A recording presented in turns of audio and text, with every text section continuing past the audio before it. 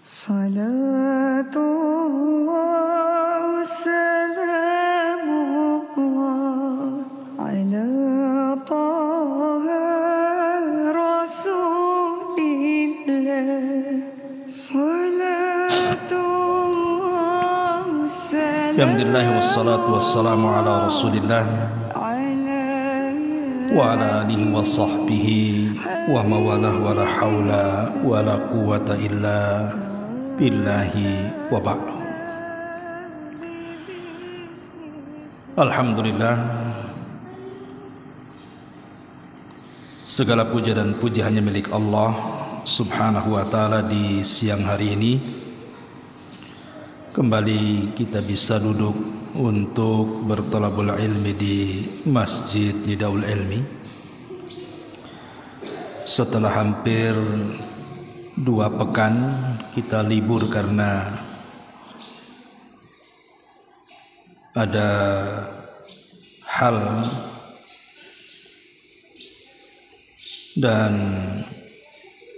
siang ini kita akan mulai lagi kajian kita setiap Rabu siang,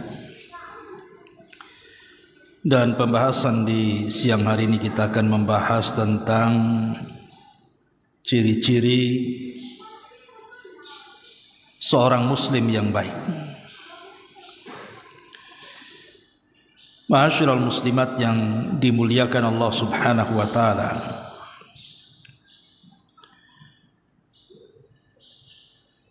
tentu kita selaku umat Islam selalu mengatasnamakan diri kita seorang muslim. Tapi tak jarang kemudian banyak di antara perilaku kita atau perbuatan kita yang tidak mencerminkan kita ini seorang muslim. Maka siang hari ini kita akan menjelaskan bagaimana menjadi seorang muslim yang baik. Tidak memperpanjang mukaddimah, ada 10 perkara yang harus seorang muslim atau muslimah mengetahui dan juga berusaha untuk mengamalkannya. Apa saja itu? Yang pertama, seorang muslim yang baik atau muslimah yang baik adalah orang yang selalu lisannya itu terjaga, atau dengan kata lain, seorang muslim atau muslimah yang baik itu selalu diam. Kalaupun hendak bicara, maka bicaranya pasti yang baik, santun dan benar. Karena pembicaraan manusia itu terbagi menjadi 4 perkara.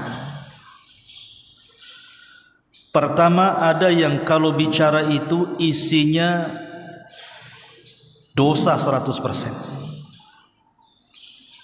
Seperti dalam bicara dia ghibah, namimah, membicarakan orang, mencaci maki orang, dan begitu seterusnya. Yang kedua, ada orang yang bicara itu 100% penuh dengan pahala. Mungkin mengajak orang kepada kebaikan, berdakwah, berzikir, membaca Quran, dan begitu seterusnya. Tetapi ada pembicaraan orang itu tercampur. Terkadang isinya madarat, terkadang isinya manfaat. Terkadang isinya dosa, terkadang isinya pahala. Tapi ada juga pembicaraan orang itu yang tidak mengandung padanya madarat dan juga manfaat. Ya tidak mengandung dosa, ya tidak mengandung pahala. Tentu kalau memang pembicaraan kita ini 100% dosa, maka sebaiknya diam daripada bicara. Jadi kalau seandainya pembicaraan kita itu isinya ghibah, isinya namimah, isinya mengadu domba, menghina, mencaci, memaki, merendahkan dan begitu seterusnya, maka sebaiknya diam, itu lebih selamat. Sebaliknya, kalau memang isinya adalah 100 pahala, 100% pahala, 100% kebaikan, maka sebaiknya bicara. Adapun kalau seandainya di dalamnya tidak ada manfaat dan juga tidak ada madarat, maka sebaiknya ditinggalkan. Karena terkadang kita ini membicarakan sesuatu walaupun tidak ada dosa dan pahala di dalamnya, terkadang bisa mengarah kepada perbuatan dosa. Karena orang bicara itu terkadang sadar, terkadang tidak. Adapun yang jelas-jelas terkandung padanya dosa dan juga pahala, maka pilihlah yang ada pahalanya dan tinggalkan yang ada dosanya. Intinya bahwa seorang muslim atau muslimah itu memperbanyak diam itu lebih baik dibandingkan bicara. Karena Nabi SAW bersabda, "Man kana yu'minu billahi wal yaumil akhir falyakul khairan aw liyasmut." Barang siapa yang beriman kepada Allah dan hari akhir, bicaralah dengan bicara yang baik atau santun, kalau tidak bisa maka diam. Itulah wasiat Nabi SAW. Makanya para ulama salaf, seperti yang dikatakan oleh Fudail ibn Iyad rahimahullahu ta'ala, beliau mengatakan, sijnul lisan sijnul mu'min. Memenjarakan lisan itu hakikatnya penjara seorang mukmin. Jadi memenjarakan lisan untuk tidak bicara, atau dia bicara sesuatu yang baik, itu memang penjara bagi seorang mukmin. Ujian dari Allah Subhanahu wa taala kepada kita. Karena orang yang banyak bicara pasti banyak tergelincirnya. Orang yang banyak tergelincirnya pasti jatuh kepada dosa. Dan orang yang banyak dosa sudah jelas pasti akhirnya masuk neraka. Naudzubillah. Bahkan Abdullah ibn Abi Zakaria rahimahullahu ta'ala sampai mengatakan, alajtu sumta isrina sanatan. Aku berusaha mengobati lisanku dengan diam itu sampai 20 tahun lamanya. Sampai dia mengatakan, aku berusaha mengobati lisanku supaya bisa diam itu sampai 20 tahun lamanya. Begitulah ulama salaf. Kenapa dia sampai mengatakan bahwa aku berusaha mengobati lisanku untuk diam selama 20 tahun? Karena mereka paham, terkadang hanya satu ucapan yang kita lontarkan tanpa kita sadar, rupanya itu membuat murka Allah Subhanahu wa ta'ala. Sadar ataupun tidak, justru itu pula yang memasukkan kita ke dalam neraka. Sebagaimana sabda Nabi sallallahu alaihi wasallam, innal 'abda la yatakallamu bil kalimati la yulqi laha balan yahwi sahibuha fi nari jahannam ab'ad ma bainal masyriqi wal maghrib. Terkadang ada seorang hamba yang mengucapkan satu kalimat tanpa sadar dia ucapkan, rupanya dalam kalimat itu terkandung murka Allah. Maka satu kalimat itu, kata Rasul, cukup memasukkan pelakunya ke dalam jahannam yang lebih dalam jaraknya dibandingkan barat dan timur, kata Rasul. Lihat bagaimana para ulama salaf menjaga lisan mereka. Karena bagaimanapun as-sumtu najatun, kata Rasul. Diam itu lebih selamat. Diam itu lebih selamat dibandingkan banyak bicara. Ma'asyiral muslimat yang dimuliakan Allah Subhanahu wa taala. Nabi sallallahu alaihi wasallam sampai mengatakan, al-muslimu man salimal muslimuna, al-muslimu man salimal muslimuna min yadihi wa lisani. Jadi seorang muslim itu, kata Rasul, ketika muslim-muslim yang lainnya selamat dari lisan dan juga dari perbuatannya. Artinya kalau seandainya seseorang itu tersakiti dengan lisan kita, berarti orang tidak selamat dengan lisan kita. Berarti dia dipertanyakan keislamannya.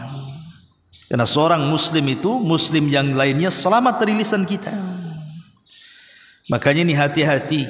Sekali lagi Bu, hati-hati.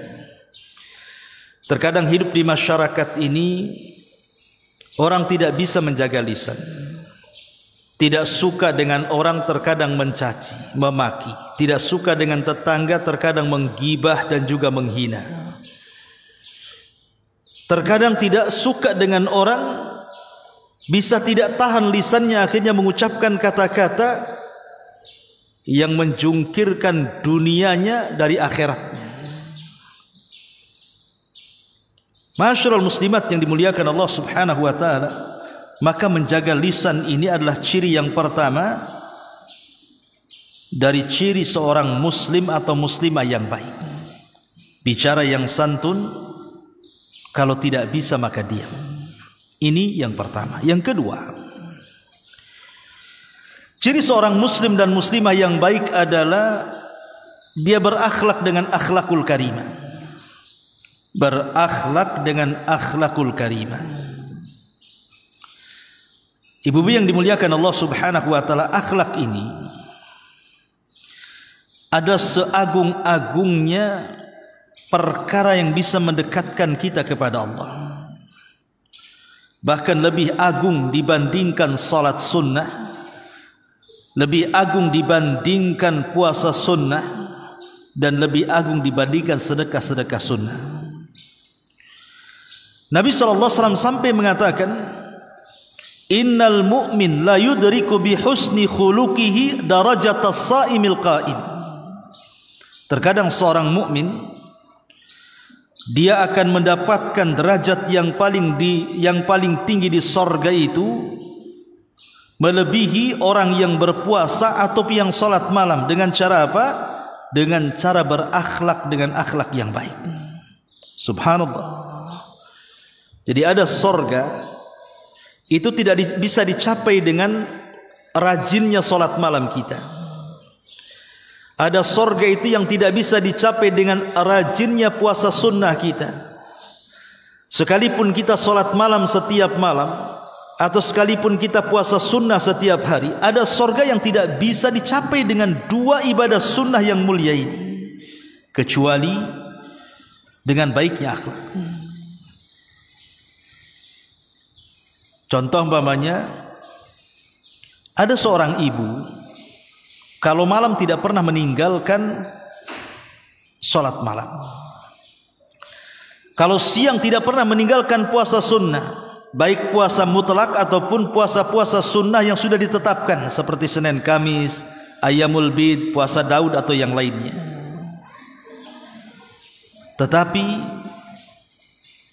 terkadang ada orang yang rajin melaksanakan puasa dan juga melaksanakan qiyamul lail, bahkan boleh jadi dia rajin membaca Quran dan bersedekah. Dia tidak bisa menjaga akhlaknya.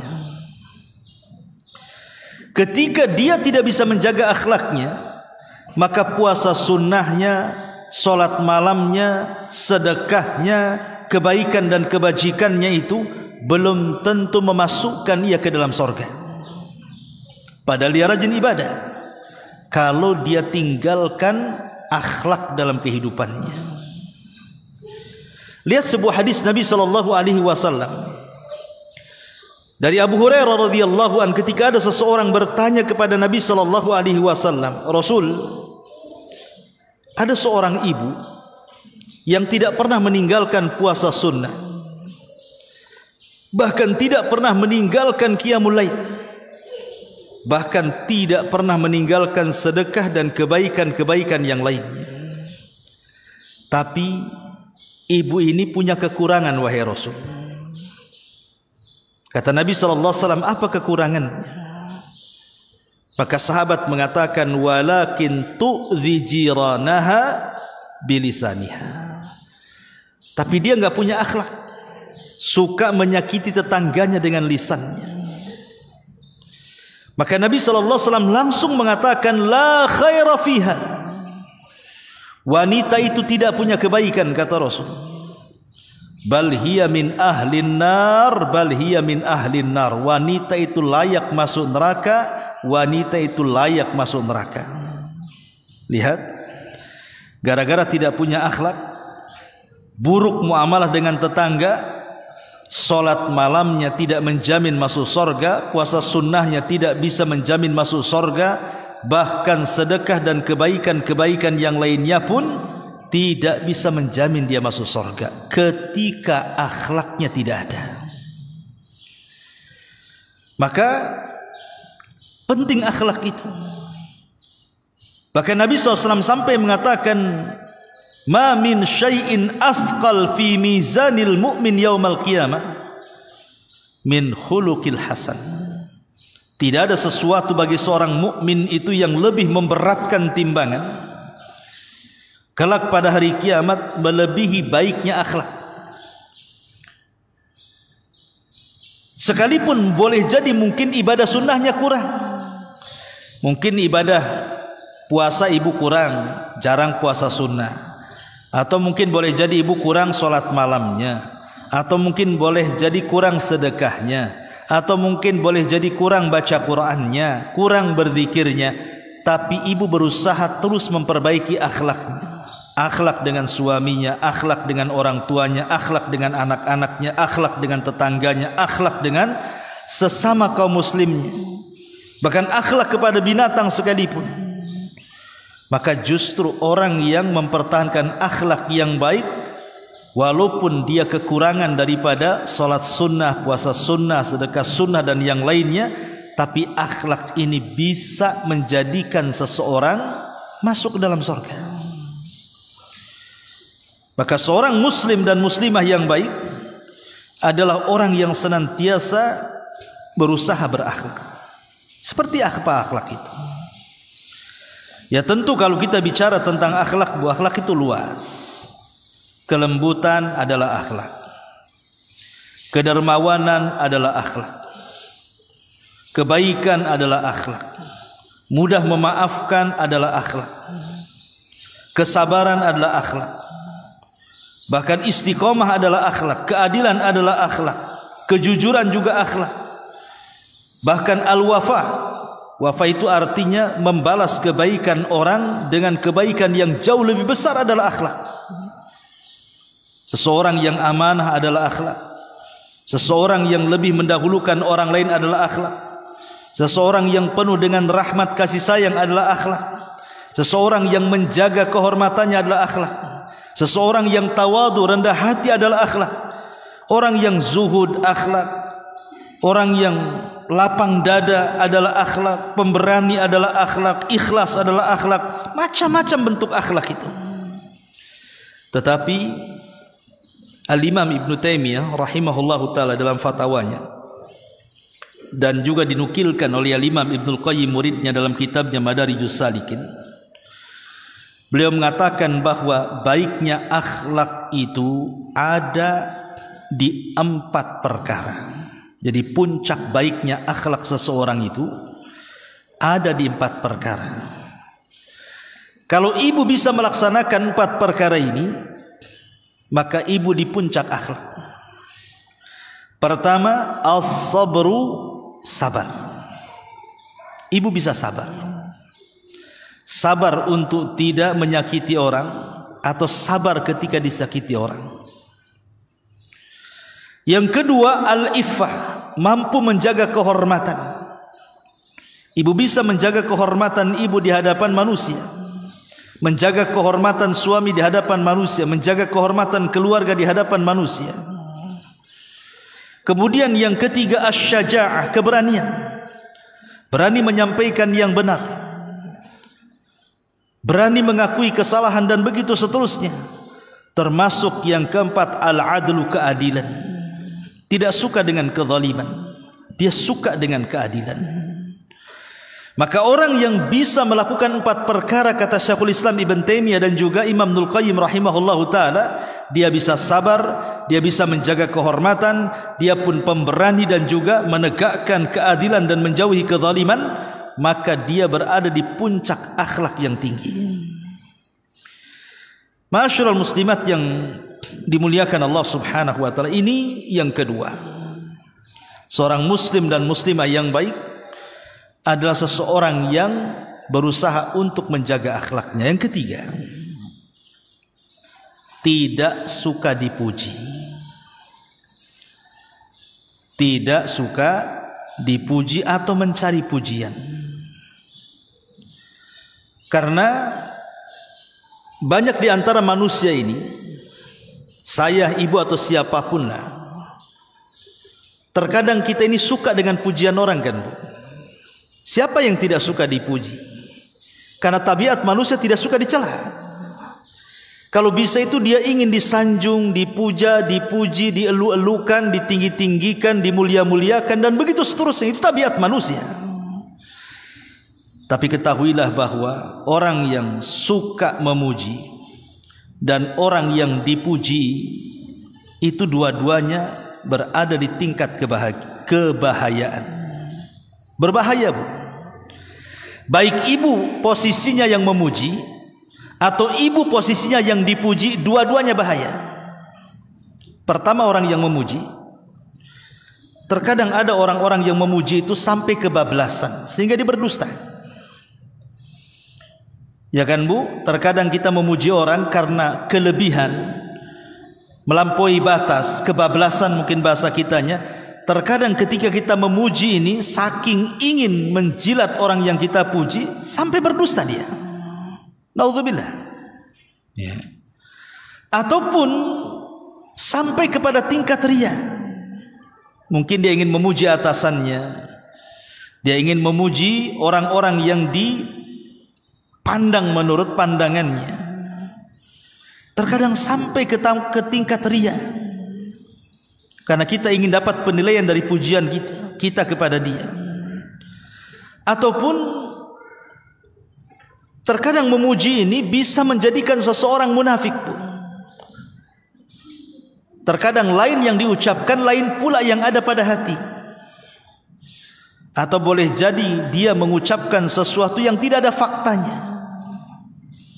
Atau boleh jadi terkadang seseorang itu memuji dengan bahagianya, padahal dia tahu bahwa orang yang dipuji itu sebenarnya tidak layak untuk dipuji. Inilah bahaya orang memuji. Lah di sana ada juga bahaya orang yang dipuji. Seperti apa bahaya orang yang dipuji? Yang pertama, bisa saja karena pujian orang lain dia sombong. Bisa saja karena pujian orang lain dia ujub, dia takabur, merasa bangga, merasa besar gitu kan, Bu. Terkadang habis dipuji cari cermin pula. Dipandangilah cermin itu. Betul tak orang itu muji saya? Betul tak orang itu mengatakan saya begini, begini, begini?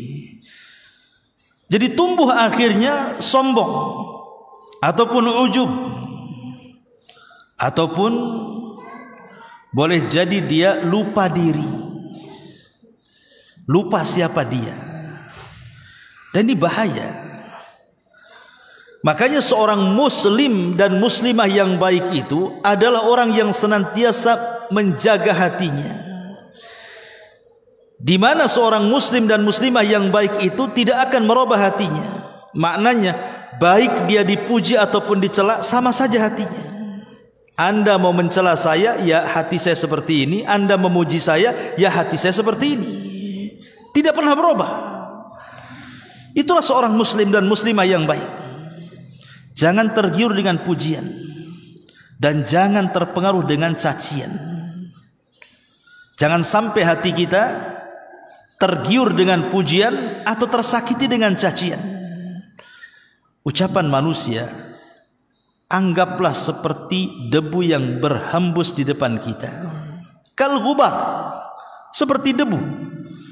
Tidak pengaruh ucapan manusia itu, Bu. Manusia menggonggong seperti apa kepada ibu, hakikat ucapan itu tidak akan memadaratkan kita.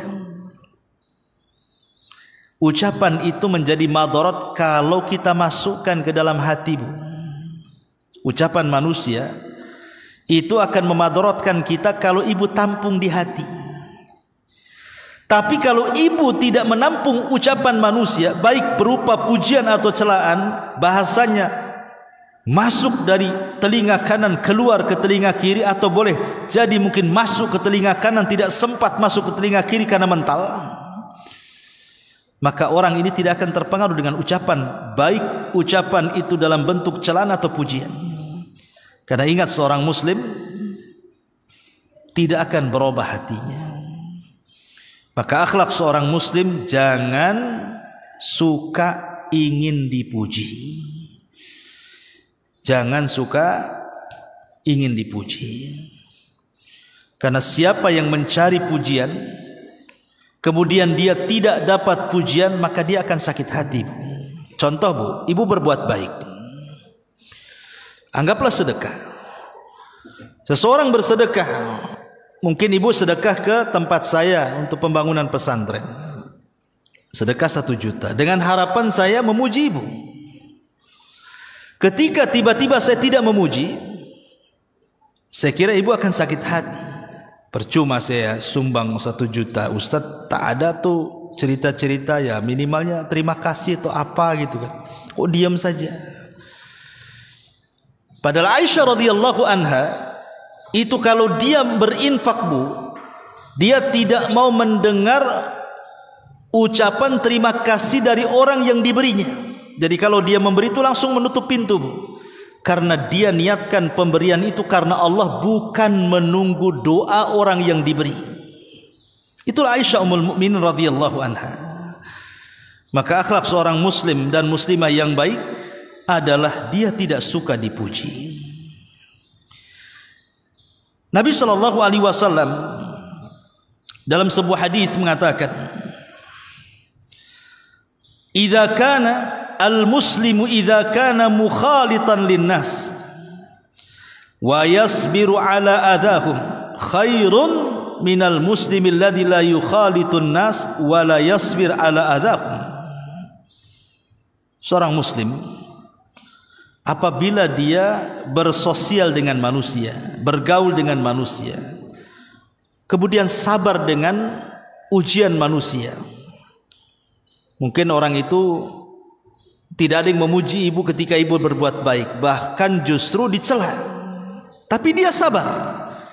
Itu jauh lebih baik, kata Rasul, dibandingkan seorang muslim yang hidup sendirian dan tidak pernah bersosialisasi dengan manusia. Pamannya ibu di dalam rumah saja nggak pernah keluar, nggak mau keluar, pokoknya di rumah saja. Alasannya apa? Takut kalau ngomong salah bicara. Jadi ibu betul-betul memenjarakan di dalam rumah. Kemudian satunya bergaul dengan masyarakat. Ya, namanya masyarakat itu kadang-kadang ada yang baik lisannya, ada yang tidak baik, tapi dia sabar kepada yang tidak baik. Maka yang bermasyarakat, yang sabar dari ucapan yang tidak baik dari manusia, lebih baik, kata Rasul, dibandingkan seorang muslim yang mengisolasi dirinya, tidak mau berjumpa dengan manusia. Karena sering saya ulang-ulang, ada manusia-manusia yang diciptakan itu, Bu, seperti keledai. Apa maksudnya seperti keledai? Disebutkan dalam surah Luqman. Ketika Allah Subhanahu wa taala menjelaskan tentang seburuk-buruk binatang, Allah Subhanahu wa taala menyebutkan adalah seburuk-buruk binatang, maksudnya suaranya ada sautul himar, ada suara keledai. Inna ankaral aswat la sautul hamir, kata Allah. Sesungguhnya seburuk-buruk suara adalah suara keledai. Karena suara keledai itu kalau dia bersuara apalagi di malam hari menunjukkan dia melihat syaitan, sama dengan suara anjing. Bagaimana Allah Subhanahu wa taala, Dia yang menciptakan keledai, Dia yang menciptakan suara keledai, Dia pula yang mengatakan seburuk-buruk suara keledai. Seolah-olah Allah ingin mengatakan ada manusia-manusia itu seperti keledai. Allah yang menciptakan manusia itu, Allah yang membuat manusia itu bicara, tapi ada juga Allah menciptakan manusia itu senantiasa buruk ucapannya. Lihat bagaimana Allah Subhanahu wa taala serupakan orang yang suka buruk bicaranya seperti keledai. Tapi jangan ibu bilang keledai kepada orang yang mungkin buruk bicaranya. Umpamanya ada tetangga itu ngomongnya nggak enak, nyelekitan, tiba-tiba ibu datang dan mengatakan, "Oh dasar keledai." Ya, jangan, Bu. Ya. Quran itu maksudnya hanya memirip-miripkan bahwa orang yang buruk suaranya, artinya orang-orang yang tidak bisa menjaga lisannya, itu sama dengan keledai. Tapi bukan berarti ibu jangan mengkeledai-keledaikan orang yang buruk ucapannya, tidak. Allah yang mengatakan seperti keledai. Artinya kita anggap saja, biarin aja lah. Anggap aja seperti keledai. Yang itu, Bu, ya. Ini yang keempat. Ini yang ketiga. Yang keempat, di antara akhlak seorang muslim dan muslimah yang baik adalah seseorang yang lisannya senantiasa tersenyum. Seseorang yang lisannya itu senantiasa tabassum, tersenyum. Al-Imam At-Tirmidzi menyebutkan sebuah hadis dari Nabi sallallahu alaihi wasallam, anna an-nabiy sallallahu alaihi wasallam qala al-muslimu Nabi sallallahu alaihi wasallam mengatakan dari hadis Abdullah ibn Al-Harith ibn Hazm radhiyallahu an, kata Nabi Abdullah ibn Harith ibn Hazm radhiyallahu an, ma ra'aitu ahadan akthar tabassuman min Rasulillah sallallahu alaihi wasallam. Aku tidak pernah melihat seseorang, kata Abdullah ibn Harith ibn Hazm ini, seseorang yang paling banyak tersenyum melebihi Rasul. Aku tidak pernah melihat seseorang yang paling banyak tersenyumnya melebihi Nabi. Subhanallah. Jadi hidupnya Nabi itu untuk tersenyum, Bu. Bahkan dalam sebuah hadis yang lain dari Jari ibn Abdillah Al-Bajali radhiyallahu anhu, dia mengatakan, ma hajabani Rasulullah sallallahu alaihi wasallam mundu aslamtu wala ra'ani illa dhahik. Kata Jari ibn Abdillah Al-Bajali, dia mengatakan, Nabi tidak pernah aku lihat kecuali dia senantiasa tersenyum dan tertawa. Artinya Rasul itu lisannya menunjukkan keindahan, karena senyum itu indah, Bu. Kadang-kadang ibu ucapannya sudah bagus, tertata, santun. Tapi kalau kurang senyum, Bu, terkadang ibu dianggap sombong di masyarakat. Tapi kalau ibu sebelum bicara senyum, saat bicara senyum, setelah bicara senyum, maka senyum dalam pembicaraan itu menghiasi pembicaraan yang tadinya baik, santun, makin baik dan santun lagi. Karena itu menandakan akhlak. Lihat Nabi SAW dikisahkan oleh Aisyah radhiyallahu anha.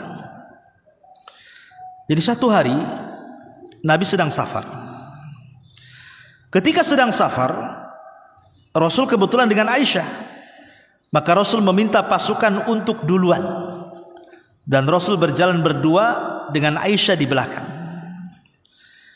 Tiba-tiba Nabi SAW bersama Aisyah kemudian melakukan perjanjian untuk melakukan lomba lari. Lah ketika itu Aisyah sedang kurus, Bu. Maka kemudian larilah Rasul dengan Aisyah. Rupanya yang menang Aisyah.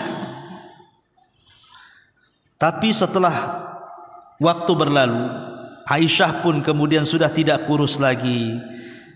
Dia gemuk. Ya, orang Arab kan gitu, Bu, ya. Sampai sekarang gitu ya, kalau istrinya gemuk berarti memang suaminya baik katanya.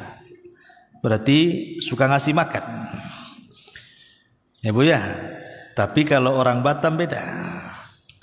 Ini kalau istrinya gemuk apa katanya? Tak pandai jaga badan katanya. Kan itu ya. Kalau orang Arab makin gemuk makin senang dia. Ya. Kalau orang Batam makin gemuk makin stres. Dibilang tak jaga badan. Jadi setelah Aisyah gemuk, kemudian Nabi SAW mengajak duel lomba lari lagi. Akhirnya lomba lari dah dua orang ini. Rasul menang karena Aisyah gemuk, susah larinya kan orang gemuk tuh. Lah ketika itu Nabi SAW tertawa kepada Aisyah dan mengatakan, lomba yang ini, kata Rasul SAW, ini sebagai balasan lomba yang dulu waktu kau kurus katanya. Rasul menang. Kira-kira ibu pernah lomba nggak lari sama suami itu? Kali-kali lomba lari lah sama suami ya. Ini Rasulullah SAW juga bercanda kan, tersenyum dia dengan Aisyah radhiyallahu anha. Ya. Kemudian juga dikisahkan dari Zaid ibn Arqam radhiyallahu an, ketika safar. Zaid ibn Arqam ini banyak masalah. Jadi ketika safar itu nampak gitu loh masalah di mukanya itu. Rasul melihat. Kan ibu bisa lah nampak kan, orang yang banyak utang dengan orang nggak punya utang kan nampak tuh dari mukanya, Bu. Atau orang yang banyak uang dengan orang yang nggak ada duit itu kan nampak juga jalannya tuh. Ya Rasul nampak nih Zaid ini nampaknya banyak masalah nih. Rasul ingin mencandai. Akhirnya Nabi SAW tiba-tiba mengejar Zaid ibn Arqam dalam safar itu, tiba-tiba menjewer kupingnya. Ya sontak aja kaget kan gitu. Siapa yang berani menjewer kuping saya katanya ketika dilirik turunnya Rasulullah. Dan tiba-tiba Nabi SAW tertawa, aku pun tersenyum. Ketika itu demi Allah aku tidak pernah senang seperti senangnya hari itu dijewer Nabi. Ya kan, Bu? Ibu kok dijewer saya marah itu. Tapi sahabat dijewer Nabi senang dia. Jadi adalah sahabat bertanya kepada Zaid ibn Arqam ini dan mengatakan, ya Zaid, kenapa kau tersenyum? Apa yang dibisikkan Rasul kepadamu? Kata Zaid, tidak, Rasul tidak membisikkan, dia hanya menjewer kupingku saja. Tiba-tiba dia tersenyum, aku tertawa katanya. Lihat, Nabi SAW mengajarkan bagaimana supaya kita ini tertawa, karena Rasul mengatakan tabassumuka fi wajhi akhika laka sadaqah. Senyum kamu kepada saudaramu itu dianggap sedekah. Makanya sering saya katakan, ibu kalau suka senyum pasti manis, Bu. Tapi kalau sekali-kali senyum, lama tak senyum, senyum lagi, itu ada apa-apa tuh. Ya. Kok orang itu jarang tersenyum, kok senyum. Jangan-jangan nih, jangan-jangan katanya. Jadi bagaimana Nabi SAW memasukkan tabassum di sini kepada saudara kita ini bagian daripada sedekah. Ibu kalau lagi marah tapi senyum itu dianggap tidak sedang marah, Bu. Coba saja, Bu. Ya. Senyum ini kadang-kadang mencairkan suasana. Suami lagi marah, ibu ketawa saja depan suami itu, tak jadi marah dia. Atau boleh jadi marahnya makin, Ustaz, kayak diejek katanya. Tapi insya Allah, Bu, senyum itu bisa mencairkan suasana. Justru orang yang jarang tersenyum, jarang tertawa itu kayaknya serius sekali hidupnya tuh. Ya, bisa stroke gitu orang jarang senyum itu. Jadi ini juga di antara akhlak seorang muslim, suka tertawa dan tersenyum kepada orang lain. Kemudian juga di antara akhlak seorang muslim dan muslimah yang lainnya, tidak suka dendam. tidak suka menaruh dendam. Disebutkan di dalam Al-Quranul Karim ketika Allah Subhanahu wa taala menyebutkan ciri-ciri orang yang bertakwa. Apa kata Al-Quran? Wal kadhiminal ghaidha wal 'afina 'anil nas. Orang-orang yang bertakwa adalah orang-orang yang menyembunyikan marahnya dan dia berusaha untuk memaafkan manusia. Wallahu yuhibbul muhsinin, dan Allah suka dengan orang-orang yang berbuat baik. Lihat di sini ada 3 akhlak. Pertama, menyembunyikan marah. Yang kedua, di sebalik menyembunyikan marah dia berusaha memaafkan manusia. Kemudian di balik memaafkan manusia ingin berbuat baik kepada orang yang membuat marah kepada kita. Ini kan luar biasa. Bahkan ada satu kisah yang dulu pernah saya ceritakan kan Bu. Kisah Zainul Abidin. Namanya Ali ibn Husain ibn Ali ibn Abi Thalib. Dia punya pembantu. Pembantu ini atau budak gitu ya, disuruh untuk mengambilkan air panas. Ya entah mau ngeteh, entah mau ngopi lah bahasa kita hari ini. Tiba-tiba kemudian budaknya ini setelah mengambilkan air yang cukup panas, ketika sudah dekat dengan majikannya, entah tersandung, entah kepleset, entah apa gitu ya, tiba-tiba tumpahlah air itu mengenai bajunya Zainul Abidin, majikannya. Ya sontak Zainul Abidin mulai marah dia. Mukanya memerah, kan nampak orang marah itu. Tapi pembantunya pandai. Sebelum tuannya marah, dia membacakan ayat ini dan mengatakan, wahai Tuan, bukankah Allah Subhanahu wa taala menyebutkan bahwa ciri-ciri orang yang bertakwa adalah orang-orang yang menyembunyikan perasaan marahnya. Orang-orang yang menyembunyikan perasaan marahnya. Al-kadhiminal ghaidh. Ketika mendengar kalimat itu, maka Zainul Abidin langsung terdiam dan mengatakan, ya kalau begitu aku tidak akan marah. Kemudian pembantunya mengatakan, tapi masih kurang wahai Tuan, karena Quran melanjutkan firman-Nya wal afina anin nas. Ciri orang yang bertakwa adalah orang yang memaafkan manusia. Maka Zainul Abidin mengatakan, ya kalau begitu ku maafkan kamu, katanya. Tapi masih kurang lagi wahai Tuan, bahwa ciri orang yang bertakwa bukan hanya memaafkan manusia, tetapi juga wallahu yuhibbul muhsinin. Allah suka dengan orang-orang yang berbuat baik. Kata Zainul Abidin, ya kalau begitu sudah ku merdekakan kamu, kamu merdeka karena wajah Allah Subhanahu wa taala. Subhanallah, ya. Jadi orang-orang yang berusaha untuk tidak pendendam, maka itu ciri seorang muslim dan muslimah yang baik. Kemudian juga ciri-ciri orang yang muslim, seorang muslim dan muslimah yang baik adalah suka membahagiakan orang lain, suka menghibur orang. Dan itu disebutkan dalam sebuah hadis ketika Nabi SAW ditanya atau bertanya kepada para sahabatnya, tahukah kalian amalan yang paling dicintai di sisi Allah Subhanahu wa taala? Maka Rasul menyebutkan sururun tudkhiluhu ala qalbil muslim. Seseorang berusaha membahagiakan hati seorang muslim. Jadi amalan yang paling dicintai Allah adalah seseorang yang bisa membahagiakan orang lain walaupun dia tidak bahagia. Dia berusaha, ada orang yang sedih kita dekati, kita hibur, akhirnya kuranglah kesedihannya. Ada orang yang susah kita bantu, kuranglah kesusahannya.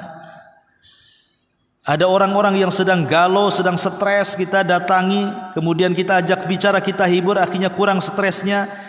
Maka dia sudah memasukkan perasaan senang ke dalam hatinya.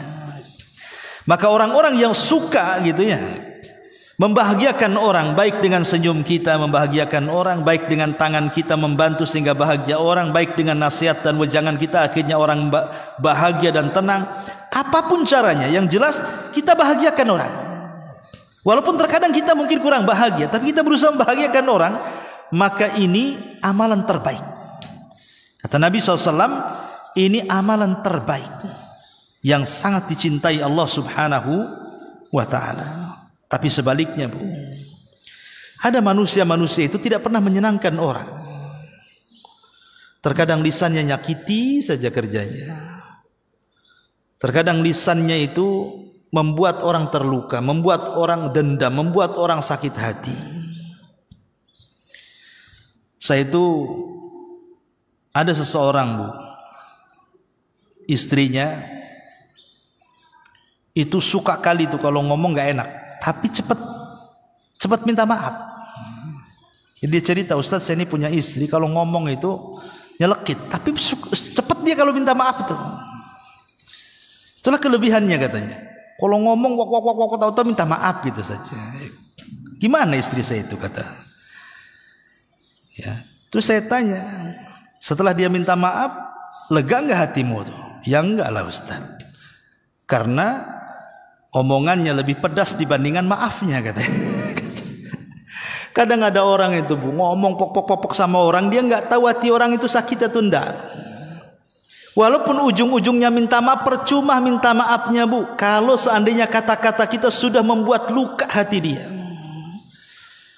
Karena biasanya luka oleh lisan itu susah diobati dibandingkan luka dengan pedang, kan bahasanya. Ya, luka dengan pisau, cutter atau apa, mungkin kasih betadine 2-3 hari dah kering kan, Bu. Tapi kalau omongannya itu sudah nyelekit di hati, 1 minggu demam dia, Bu. Ya. Jadi ya nggak bagus juga punya istri kayak seperti itu.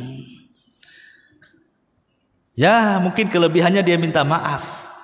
Tapi sekali lagi, kadang-kadang ya bisa saja maaf itu menjadikan orang terhibur, akhirnya lukanya hilang. Tapi ada yang permintaan maaf itu tidak bisa dimaafkan. Tidak ada maaf bagimu kadang-kadang. Maka hati-hati, jangan melukai orang. Yang ada justru bahagiakan orang. Kasihan kan, Bu. Kadang tetangga kita itu, mungkin ibu punya tetangga, dia sudah capek. 1 hari dia ngurus anak, ngurus suami, ngepel, masak gitu ya, ke pasar. Mungkin dia udah capek, lelah, letih 1 hari. Badannya sudah capek. Ibu pula tetangganya nyakiti dia kan, nggak punya perasaan, Bu. Orang sudah capek badannya, ibu pula buat capek pikirannya. Coba seandainya itu kejadian sama ibu, ya kan? Ibu sudah lelah masak, sudah lelah ngurus anak, sudah lelah ngurus suami, sudah lelah. Pokoknya dengan aktivitas rumah tangga ibu sudah lelah. Tiba-tiba suami tetangga nyakitin ibu, kan gimana rasanya tuh? Itu dua-duanya lelah kan, Bu. Makanya amalan terbaik itu adalah jabru al-qulub, berusaha untuk menembel kesedihan orang, keletihan orang. Ya, dengan cara apa? Masukkan kesenangan kepada hati tetangganya atau kepada hati siapapun supaya dia kurang beban susahnya. Dan yang terakhir, seorang muslim dan muslimah yang baik adalah hidup tidak menyandarkan kepada manusia. Ibu harus mandiri. Ibu walaupun punya suami, hiduplah mandiri. Gantungkan kepada Allah. Jangan bergantung kepada manusia. Karena kalau seandainya hidup bergantung kepada manusia, Bu, kalau manusia itu menyakiti kita, manusia itu berbuat jahat kepada kita, kita tidak bisa lepas dari kejahatannya. Maka tawakal kepada Allah Subhanahu wa ta'ala. Jangan pedulikan manusia. Mandiri. Hidup hanya kepada Allah Subhanahu wa ta'ala. Jangan hidup kepada harta ataupun kepada siapapun dari manusia, walaupun itu suami. Karena harta dan suami itu hanya wasilah kita masuk surga, Bu. Ingat, harta kita, anak kita, suami kita itu hanya wasilah, bukan tujuan. Betapa banyak harta memasukkan orang ke neraka, betapa banyak pasangan memasukkan orang ke neraka, betapa banyak anak-anak memasukkan orang tuanya ke neraka. Nanti pada hari kiamat, 3 perkara ini tidak bisa menolong kita. Harta yang kita banggakan, pasangan yang kita banggakan, anak yang kita banggakan, nanti pada hari kiamat nasab itu terputus. Hanya hubungan kita dengan Allah Subhanahu wa taala. Maka seorang muslim yang baik sandarkan hati kepada Allah. Jangan sandarkan hati kepada siapapun dari selain Allah Subhanahu wa taala. Wallahu a'lam bishawab. Ini di antara ciri-ciri seorang muslim atau muslimah yang baik menurut Al-Qur'an dan Sunnah, dan juga perkataan para ulama salaful ummah. Wallahu a'lam bishawab. Ya, sederhana saja kita sampaikan kajian di pagi ini, tapi mudah-mudahan menjadi bekal bagi kehidupan kita. Sebelum saya tutup, silakan kalau ada yang bertanya. Ya, silakan.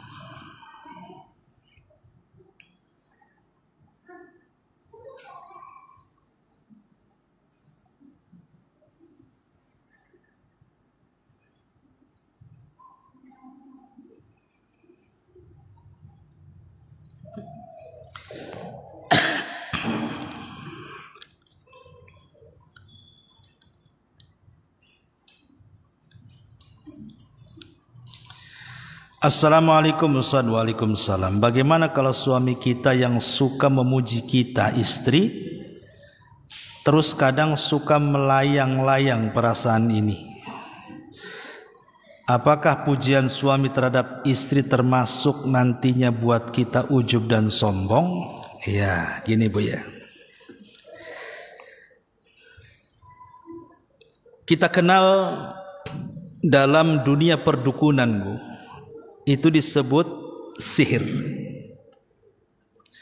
Dunia perdukunan itu kan yang paling parah adalah dunia sihir. Sihir itu ada 2 Bu. Ada sihir yang tercela dan ada sihir yang terpuji. Sihir yang tercela dan ada sihir yang terpuji. Adapun sihir yang tercela, itulah sihirnya dukun-dukun. Pakai kemenyan, kadang pakai darah najis, darah haid, pakai buhul-buhul, tangkal-tangkal dan yang semacamnya, dan kerjasama dengan syaitan. Itu sihir tercela. Tapi ada sihir yang terpuji. Ada sihir yang terpuji.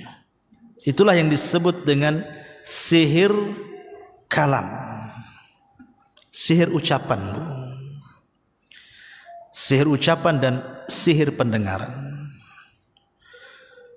Nah, salah satu sihir ucapan yang terpuji adalah ketika seorang suami memuji istri. Betapa banyak istri itu tersihir dengan suaminya. 40 tahun ibu bersuami tidak pernah dipuji. Setelah usia 40 atau 50 tahun tiba-tiba suami memuji, kira-kira tersihir enggak? Tersihirlah. Tumben suami saya ini 40 tahun aku menjadi istri dia, tak pernah dia muji saya. Ngaji di mana tuh katanya? Siapa gurunya itu? Kok tiba-tiba kerasukan, apa salah makan obat? Nah gitu kadang-kadang kan ya. Kadang ibu bengong ya, kayak tadi ibu suka melayang perasaannya itu. Wajar itu sihir Bu. Suami kalau memuji ibu kemudian ibu melayang-melayang itu ibu terkena sihir tuh. Karena Rasul yang mengatakan inna minal bayani lasihr. Terkadang dari ucapan-ucapan manusia itu bisa menyihir orang, seperti seorang penceramah. Kadang-kadang menyihir orang Bu. Ada seorang penceramah itu suruh sedekah semua. Bahkan dipalak pula dalam sedekahnya itu. Kamu harus nyerahkan sekian, kamu harus, dia bisa tersihir Bu, kayak hipnotis. Kadang-kadang ucapan manusia itu membuat orang tersihir. Atau ucapan seorang suami kepada istri itu terkadang tersihir dari mendengar pujian-pujian tadi. Lah ini sihir kalau suami ke istri ya itu baik ya. Ibu terkena sihir gitu ya. Tapi apakah kemudian ibu membuat ujub dan sombong? Saya kira enggak lah. Dalam hidup rumah tangga itu enggak sampai ke situ. Enggak sampai ke tingkat ujub dan sombong, enggak biasanya ya. Itu tanda sayang dan cinta suami, ingin memuji istrinya saja. Ya, wallahu a'lam. Ya, saya kira cukup. Mungkin kita tutup. Subhanakallahumma bihamdika asyhadu an la ilaha illa anta astaghfiruka wa atubu ilaik. Allahu ta'ala alam. Assalamualaikum warahmatullahi wabarakatuh.